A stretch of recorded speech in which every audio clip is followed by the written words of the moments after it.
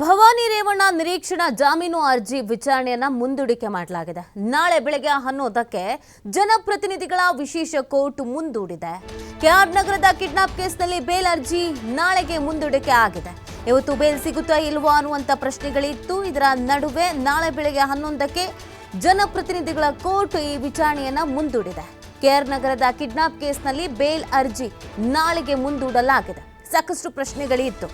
ಜಾಮೀನು ಸಿಗುತ್ತೋ ಸಿಗಲ್ವೋ, ಬಂಧನ ಆಗುತ್ತೋ ಏನು ಅನ್ನೋದ್ರ ಬಗ್ಗೆ, ಕಾನೂನಾತ್ಮಕ ಹೋರಾಟಗಳ ಬಗ್ಗೆ ಭವಾನಿಯವರು ಕೂಡ ನಿರೀಕ್ಷೆನ ಇಟ್ಕೊಂಡಿದ್ರು. ಯಾಕಂದ್ರೆ ಈಗಾಗಲೇ SIT 2 ಬಾರಿ ನೋಟಿಸನ್ನು ಕೊಟ್ಟರು, ವಿಚಾರಣೆಗೆ ಹಾಜರಾಗಿಲ್ಲ. ಸೊ ವಿಚಾರಣೆಗೆ ಹಾಜರಾಗದೇ ಇರೋದ್ರಿಂದ ವಿಚಾರಣೆಗೆ ಹಿನ್ನಡೆ ಕೂಡ ಆಗ್ತಾ ಇದೆ. ಈ ನಿಟ್ಟಿನಲ್ಲಿ ಜಾಮೀನು ಕೋರಿ ಅರ್ಜಿಯನ್ನು ಸಲ್ಲಿಕೆ ಮಾಡಲಾಗಿತ್ತು. ಇವತ್ತು ಅರ್ಜಿ ವಿಚಾರಣೆಯನ್ನ ನಡೆಸಿ ತೀರ್ಪು ಬರಬೇಕಾಗಿತ್ತು. ಆದರೆ ಈ ವಿಚಾರಣೆಯನ್ನ ನಾಳೆ ಬೆಳಗ್ಗೆ 11 ಗಂಟೆಗೆ ಮುಂದೂಡಿಕೆ ಮಾಡಲಾಗಿದೆ. ಸೊ ನಾಳೆ ಬೆಳಗ್ಗೆ ಏನಾಗತ್ತೆ, ಜಾಮೀನು ಸಿಗುತ್ತೋ ಸಿಗಲ್ವೋ ಅನ್ನೋದು ಪ್ರಶ್ನೆ ಆಗಿದೆ. ಸಿಕ್ಕಿದ್ರೆ ಏನು, ಸಿಗದಿದ್ರೆ ಏನು ಅನ್ನೋದು ಸಹಜವಾಗಿ ಸಾರ್ವಜನಿಕರಿಗೂ ಪ್ರಶ್ನೆ ಇದ್ದೇ ಇರುತ್ತೆ.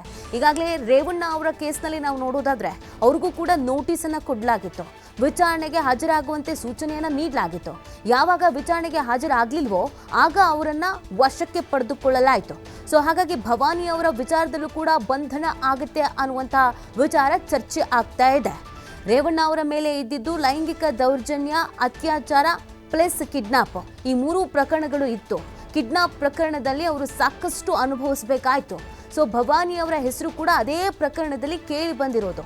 ಈ ಪ್ರಕರಣದಲ್ಲಿ ವಿಚಾರಣೆಗೆ ಹಾಜರಾಗಿ ತನಿಖೆಗೆ ಒಳಪಡಬೇಕಾಗಿತ್ತು. ಆದರೆ ಭವಾನಿ ಅವರು ವಿಚಾರಣೆಗೆ ಹಾಜರಾಗಿಲ್ಲ. ಯಾವುದೇ ರೀತಿಯಾದಂಥ ಉತ್ತರವನ್ನು ಕೂಡ ಕೊಟ್ಟಿಲ್ಲ. ಇದೀಗ ಜಾಮೀನು ಕೋರಿ ಅರ್ಜಿಯನ್ನು ಸಲ್ಲಿಕೆ ಮಾಡಿದ್ರು. ಇವತ್ತು ತೀರ್ಪು ಬರಬೇಕಾಗಿತ್ತು. ಆದರೆ ನಾಳೆಗೆ ಈ ಒಂದು ಅರ್ಜಿ ವಿಚಾರಣೆಯನ್ನ ಮುಂದೂಡಲಾಗಿದೆ. ನಾಳೆ ಬೆಳಗ್ಗೆ 11 ಗಂಟೆಗೆ ಜನಪ್ರತಿನಿಧಿಗಳ ಕೋರ್ಟ್ ಈ ಒಂದು ಅರ್ಜಿಯನ್ನ ವಿಚಾರಣೆಗೆ ಕೈಗೆತ್ತಿಕೊಳ್ಳಲಿದೆ. ನಾಳೆ ಏನು ಬೆಳವಣಿಗೆ ಆಗುತ್ತೆ ಅನ್ನೋದು ಸಾಕಷ್ಟು ಕುತೂಹಲಕ್ಕೆ ಕಾರಣವಾಗ್ತಾ ಇದೆ. ಒಂದು ಕಡೆಯಲ್ಲಿ ಈಗಾಗಲೇ ಈ ಪ್ರಕರಣಕ್ಕೆ ಸಂಬಂಧಪಟ್ಟಂತೆ ಹಲವರಿಗೆ ನೋಟಿಸನ್ನು ಕೊಡಲಾಗಿದೆ. ಹಲವರ ವಿಚಾರಣೆಯನ್ನ ಮಾಡಲಾಗ್ತಾ ಇದೆ. ಕೆಲವರು ವಿಚಾರಣೆಗೆ ಗೈರಾಗ್ತಾ ಇದ್ದಾರೆ. ಸೊ ಇದೆಲ್ಲದರ ಬೆನ್ನಲ್ಲೇ ಭವಾನಿಯವರು ಮೌನ ಶರಣಾಗ್ಬಿಟ್ಟಿದ್ದಾರೆ. ಯಾವುದೇ ರೀತಿಯಾದಂಥ ಪ್ರತಿಕ್ರಿಯೆಯನ್ನ ಕೊಡ್ತಾ ಇಲ್ಲ, ಎಲ್ಲೂ ಕಾಣಿಸ್ಕೊಳ್ತೂ ಇಲ್ಲ.